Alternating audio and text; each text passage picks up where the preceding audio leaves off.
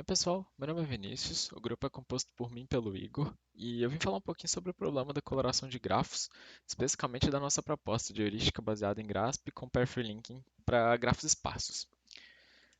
O problema da coloração ele é um problema bem conhecido e estudado na área de teoria dos grafos e na ciência da computação. Ele pode ser definido como, dado um grafo simples e não direcionado G, uma coloração válida nesse grafo é uma atribuição de cores a cada um dos vértices, tal que nenhum vértice possua a mesma cor que algum vizinho seu, ou seja, que não exista uma aresta entre vértices de mesma cor. A ideia a restrição principal é essa. A versão de otimização, nesse caso, seria determinar o menor número de cores necessários, tal que o grafo seja colorível com esse número de cores, ou seja, use no máximo ou exatamente esse número de cores, e determinar qual a coloração atribuída a cada vértice, nesse caso. É um problema NP completo e a versão de otimização dele é NP difícil, então é um problema que o uso de heurísticas e meta-heurísticas é imprescindível para que ele possa ser resolvido em tempo hábil, basicamente, já que a solução exata é uma solução de custo exponencial e muitas vezes os cenários são proibitivos, né, na aplicação desse tipo de solução. Aqui eu trouxe um exemplo. Então a gente tem um grafo simples e não direcionado, assim como eu disse, e a gente quer atribuir cores aos nós, de modo que as restrições de cores sejam satisfeitas e que o número de cores usado seja o menor possível. Normalmente a cor está associada a algum recurso, então minimizar o número de cores seria minimizar o uso do recurso, basicamente.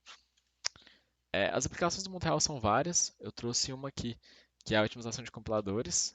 O objetivo principal é escalonar registradores de forma eficiente. Então, a gente tem variáveis com períodos onde o valor dela deve ser constante, e a gente quer associar essas variáveis a registradores. No entanto, a gente não quer que variáveis que existam no mesmo momento sejam associadas ao mesmo registrador. O que a gente pode fazer nesse caso é modelar como um grafo, onde os vértices são as variáveis e cada aresta liga variáveis que possuem interseção no tempo de vida, ou seja, que coexistem em algum momento. E aí resolver, né, o problema da coloração de grafos nesse caso seria basicamente atribuir cores de modo que, ao final, variáveis com a mesma cor seriam variáveis que poderiam ser atribuídas ao mesmo registrador, e por construção, o que a gente teria basicamente é que minimizando o número de cores usadas, a gente iria minimizar o número de registradores utilizados. E além disso, variáveis com a mesma cor são variáveis que podem, né, ser atribuídas ao mesmo registrador. Então a gente já teria uma atribuição de uma configuração que poderia ser utilizada, né? Isso é bem interessante porque é um problema bem prático e que a gente não se depara com ele explicitamente, mas que ele está lá acontecendo sempre que a gente está usando compiladores. E é um problema onde a gente está basicamente é, minimizando o uso de um recurso que é tão escasso, né? Que seriam os registradores no computador. A revisão de literatura vai se focar principalmente nas heurísticas que foram desenvolvidas ao longo do tempo. A gente tem diversos trabalhos falando de aspectos teóricos do problema, mas a gente vai se restringir aqui às heurísticas e tentar abordar o ponto em comum delas, né? Que no caso a gente tem o Greedy e o Tsatur, que são heurísticas construtivas, que foram os primeiros pontapés na resolução do problema de forma aproximada, e são heurísticas importantes porque elas muitas vezes podem ser utilizadas como passo inicial na construção de uma primeira solução que é melhor que uma solução aleatória, e depois algum outro processo poderia ser aplicado, como uma busca local ou coisa do tipo. As outras quatro são, por sua vez, metaheurísticas, que já foram instanciadas para o problema, e cada uma tem suas particularidades, suas inspirações, suas formas de funcionamento, mas o aspecto em comum de todas elas é que, nos artigos que introduziam cada uma delas, sempre havia a mistura, né, e a combinação de meta-heurísticas diferentes durante os casos de teste, e todos apresentavam bons resultados em geral. Então pareceu ser um bom norte, né, no, na busca pelas melhores aproximações para o problema, a combinação de meta-heurísticas na hora de resolver ele. E foi seguindo esse caminho que a gente propôs o nosso trabalho, que é basicamente começando a partir, né, de uma implementação do GRASP para o problema feito em um trabalho, que a gente quis foi combinar essa implementação com uma outra metaheurística, conhecida como Path Linking, que eu vou explicar depois, para poder tentar ver se a aplicação das heurísticas em conjunto melhorava os resultados obtidos, né, de maneira geral. Nesse sentido, a gente escolheu duas heurísticas de controle, que foi um algoritmo genético, que é uma das melhores soluções que a gente consegue observar para o problema. E aí a gente definiu os operadores de mutação, seleção, crossover e replace a partir dos artigos que a gente observou, né, na literatura. Em geral, todos que implementavam GA se referiam ao mesmo artigo, que foi esse que serviu de base e inspirou a nossa implementação. E propriamente o GRASP, que foi introduzido no artigo que a gente leu.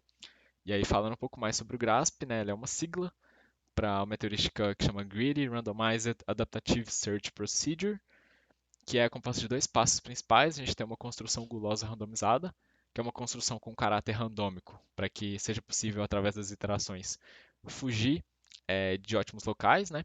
Mas ainda assim é uma construção que é gulosa, porque ela tenta melhorar algumas escolhas para que não seja uma atribuição completamente randomizada, né? E por fim, um passo de busca local é feito para que, a partir dessa solução inicial, o ótimo local associado a ela seja acessado, né? E o que a gente quer é mostrar a maior quantidade de ótimos locais possíveis, na esperança do ótimo global ser mostrado, né, em algum momento. A nossa heurística proposta, como eu tinha dito, né, ela explora o GRASP de modo que ele não vai retornar agora apenas só uma solução, mas um conjunto das melhores soluções que foram observadas por ele, que é basicamente as soluções Elite. E o que o PathReLink vai fazer é pegar essas soluções Elite e explorar soluções intermediárias entre duas soluções desse conjunto, né? Então ele vai escolher uma solução que seria a melhor, que vai ser a solução guia. Todas as outras vão ser soluções iniciais. E o que o PathReLink vai fazer é estabelecer o que a gente chama de diferença simétrica entre ambas as soluções, que seriam, nesse caso, por exemplo, o mesmo vértice que possui cores diferentes em cada uma das soluções. Ele vai transformar passo a passo a solução inicial na solução guia. E a esperança que ele tem com isso é que ele vai explorar soluções intermediárias entre as duas soluções e o aspecto principal é tentar observar se existe alguma solução que é melhor que a solução guia, por exemplo, dentre essas soluções intermediárias. Que aí a ideia seria substituir a solução guia pela solução intermediária que aprimora, né? E continuar o processo na esperança de encontrar soluções cada vez melhores sempre, né? A experimentação ela foi composta de duas etapas. A primeira é o ajuste dos hiperparâmetros, que tanto o GRASP, tanto o GRASP com o Pathlinking quanto o genético possuem. Então foram as primeiras execuções com um conjunto de parâmetros que a gente definiu inicialmente para ver quais deles, né, qual combinação retornava os melhores resultados. E depois os experimentos foram realizados propriamente com as instâncias artificiais, que são instâncias de uma competição chamada de MAX. E aí são instâncias que são difíceis em geral, grafos esparsos difíceis. Então, bons resultados nelas costumam apontar boas direções para as heurísticas, né? E também instâncias randomizadas, onde a gente fez 100 instâncias para cada uma dos conjuntos de vértices a seguir. Então, 100 instâncias com 50 vértices, 100 com 100 vértices, 250 e 500. A probabilidade de arestas nessas instâncias é de 1/10. Então, no fim das contas, são grafos esparsos de fato. Quanto aos resultados, aqui a gente tem duas tabelas. A primeira com o número médio de cores obtido para cada algoritmo, onde essa coluna com X aqui é o número médio cromático para as instâncias, ou seja, é a média do ótimo. E a segunda com o tempo em milissegundos. O que a gente pode ver em especial é que o GRASP atingiu resultados bem próximos do ótimo, enquanto o GRASP-R também atingiu resultados próximos do ótimo, mas sobretudo próximos do GRASP. A gente tem pequenas flutuações aqui, mas o que pode ser observado é que para as instâncias artificiais, o GRASP com o Path-Linking não obteve melhora em relação ao GRASP sem o Path-Linking. No entanto, o Path-Linking trouxe uma grande complexidade computacional na hora de realizar o processo, né? Então, as execuções com o GRASP demoram um tempo bem menor, né, que as execuções com o Path-Linking também, o que pode indicar que o Path-Linking traz um custo computacional proibitivo, de certa forma.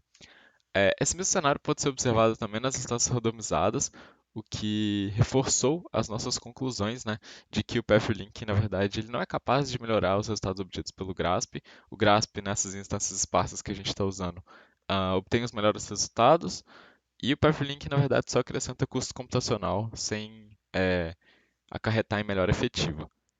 Então, foi isso que a gente concluiu.